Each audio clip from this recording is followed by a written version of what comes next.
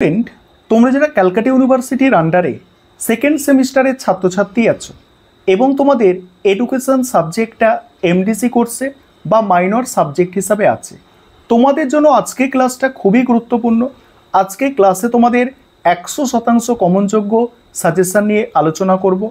তোমরা question pattern জানো, এখানে 3 ধরনের প্রশ্ন তোমাদের পরীক্ষায় থাকে: 10 নম্বরের প্রশ্ন, 5 নম্বরের প্রশ্ন এবং 2 নম্বরের প্রশ্ন। তোমাদের 3টে ইউনিট আছে, 1, 2, 3 এইভাবে 3টে ইউনিট তোমাদের আছে এবং আমি ইউনিট অনুযায়ী সাজেশনটা আলোচনা করছি এবং প্রতিটা ইউনিট থেকে মোস্ট ইম্পর্টেন্ট 2টি বা 3টি করে 10 নম্বরের প্রশ্ন বলে দেব, যেগুলোর মধ্যে থেকে তোমরা অবশ্যই কমন পাবে। আরেকটা বিষয় শুনে নাও, তোমাদের এমডিসি কোর্সে যাদের এডুকেশান আছে সেকেন্ড সেমিস্টারে এবং মাইনর কোর্সে এডুকেশান আছে, তোমাদের উভয়দেরই সিলেবাস কিন্তু সেম, অর্থাৎ একই সিলেবাসের ওপরে তোমাদের এমডিসি এবং মাইনরের পরীক্ষা হবে।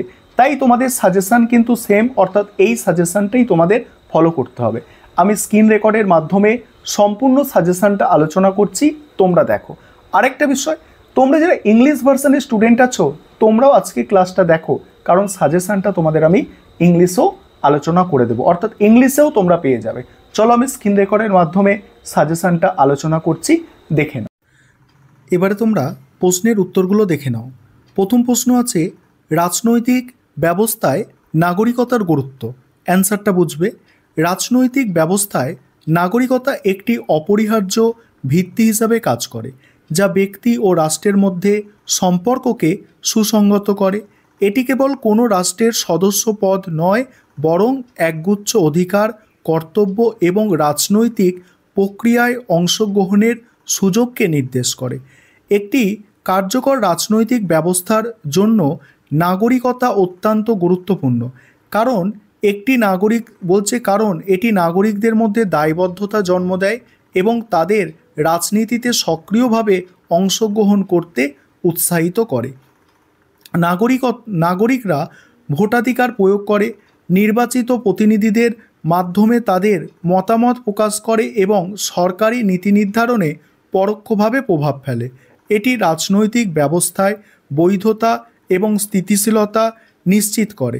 যেখানে নাগরিকরা নিজেদের রাষ্ট্রের অংশ মনে করে, সেখানে তারা সরকারের সিদ্ধান্ত মেনে নেয় এবং সামগ্রিক কল্যাণের জন্য কাজ করে। এটি গণতান্ত্রিক প্রক্রিয়াকে শক্তিশালী করে এবং শুধুমাত্র শাসকের ওপর না নির্ভর করে নাগরিকদের দ্বারাও শাসন প্রক্রিয়ার প্রতি সমর্থন যোগায়। তারপরে হচ্ছে পরের প্রশ্ন, দেখো, কর্তৃত্ব ও ক্ষমতার সম্পর্ক। অ্যান্সারটা ভালো করে বুঝবে। কর্তৃত্ব মানে অথরিটি এবং ক্ষমতা মানে হচ্ছে পাওয়ার।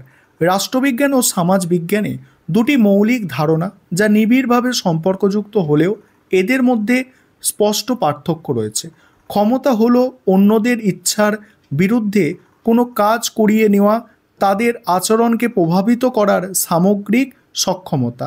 এর ভিত্তি হতে পারে শারীরিক শক্তি, অর্থনৈতিক প্রতিপত্তি বা অন্য কোনো ধরনের জবরদস্তি। অন্যদিকে কর্তৃত্ব হলো এমন ক্ষমতা যা বৈধ এবং স্বীকৃত, অর্থাৎ কর্তৃত্ব সেই ক্ষমতা যাকে সমাজের মানুষ বা প্রতিষ্ঠানের সদস্যরা স্বেচ্ছায় সঠিক বলে মেনে নেয় ও মান্য করে। জার্মান সমাজবিজ্ঞানী ম্যাক্স ওয়েবার কর্তৃত্বের 3টি প্রধান রূপ চিহ্নিত করেছেন: ঐতিহ্যগত, আইনগত, যুক্তিসঙ্গত আর হচ্ছে ক্যারিসমেটিক। তারপরে কি বলা হচ্ছে দেখো, তারপরে বলা হচ্ছে ক্ষমতা যখন আইন, প্রথা বা নৈতিক সমর্থন লাভ করে এবং অনুসারীদের সম্মতি অর্জন করে, তখনই তা কর্তৃত্বের রূপ নেয়। সংক্ষেপে, কর্তৃত্ব হলো বৈধতাপ্রাপ্ত ক্ষমতা যা রাজনৈতিক ব্যবস্থাকে কেবল কার্যকারী নয়, বরং ন্যায়সঙ্গত ও গ্রহণযোগ্য করে তোলে। 3 নম্বর প্রশ্ন, উদারনৈতিক রাষ্ট্র। এই প্রশ্নের উত্তরটা দেখো। উদারনৈতিক রাষ্ট্র এমন একটি রাজনৈতিক কাঠামো যা ব্যক্তির স্বাধীনতা, অধিকার এবং আইনের শাসনকে সর্বোচ্চ মূল্য দেয়। এই রাষ্ট্রের মূল ভিত্তি হলো এই বিশ্বাস যে ব্যক্তি যুক্তিবাদী এবং নিজের জীবনের জন্য সর্বোত্তম সিদ্ধান্ত নিতে সক্ষম। উদারনৈতিক রাষ্ট্র নাগরিকদের জন্য কিছু মৌলিক অধিকার যেমন বাক স্বাধীনতা, সম্পত্তির অধিকার, সমাবেশের অধিকার নিশ্চিত করে এবং এই অধিকারগুলি সুরক্ষার জন্য একটি সাংবিধানিক কাঠামো তৈরি করে। আর এই রাষ্ট্র সাধারণত সীমিত সরকারে বিশ্বাসী, যার অর্থ হলো সরকারের ক্ষমতা জনগণের সম্মতি এবং সংবিধান দ্বারা সীমাবদ্ধ।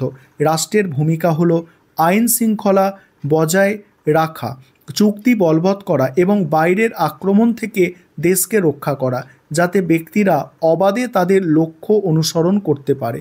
উদারনৈতিক রাষ্ট্রে ক্ষমতা বিকেন্দ্রীকৃত থাকে এবং বহুদলীয় গণতন্ত্রের মাধ্যমে সরকার পরিবর্তন সম্ভব হয়, যা এটিকে একটি সহনশীল এবং বহুত্ববাদী রাষ্ট্র হিসাবে প্রতিষ্ঠিত করে। এবং আজকে ক্লাসের শেষ প্রশ্ন দেখো, শেষ প্রশ্ন হচ্ছে প্রতিরোধের অধিকার। এই প্রশ্নের উত্তরটা এবারে বুঝে নাও। প্রতিরোধের অধিকার হলো এমন একটি মৌলিক ধারণা যা নাগরিকদের ওপর প্রতিষ্ঠিত কোনো অত্যাচারী বা অবৈধ সরকারের বিরুদ্ধে রুখে দাঁড়ানোর নৈতিক এবং কখনো কখনো আইনগত অধিকারকে নির্দেশ করে। এই অধিকারের ধারণাটি রাজনৈতিক চিন্তাধারার ইতিহাসে বহুবার আলোচিত হয়েছে।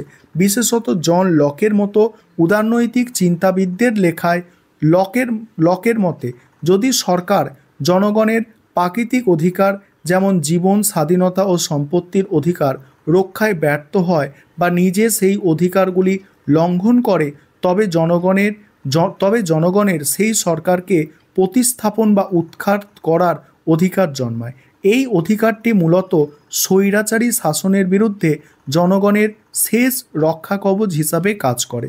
তবে প্রতিরোধ সাধারণত শান্তিপূর্ণ উপায়ে শুরু হয়, যেমন অসহযোগিতা বা প্রতিবাদ। কেবল চরম পরিস্থিতিতে যখন আইন বা সাংবিধানিক উপায়ে প্রতিরোধ সম্ভব হয় না, তখনই সশস্ত্র প্রতিরোধের কথা বিবেচনা করা হয়। আধুনিক গণতান্ত্রিক রাষ্ট্রে প্রতিরোধের অধিকার সাধারণত সাংবিধানিক প্রতিকার, স্বাধীন গণমাধ্যম এবং সুসংগঠিত বিরোধী দলের মাধ্যমে প্রতিফলিত হয়, যা জনগণের অসন্তোষকে শান্তিপূর্ণ উপায়ে প্রকাশের সুযোগ দেয়। এই ছিল তোমাদের আজকে গুরুত্বপূর্ণ 4টি 5 নম্বরের প্রশ্নের উত্তর। এবার তোমরা যারা ইংলিশ ভার্সানের স্টুডেন্ট আছো, তোমরা প্রশ্নের উত্তরগুলো